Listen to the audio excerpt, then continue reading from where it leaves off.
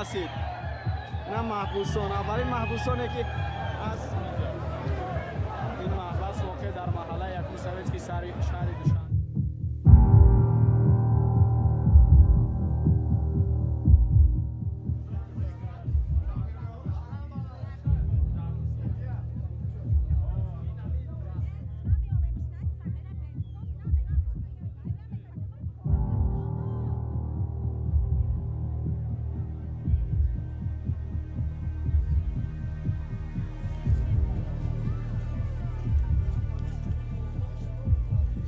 ما هرگز تصور نمی‌کردیم که ما را با مقصد آزاد میکنن یا که مقصد ما با آزادی میریم.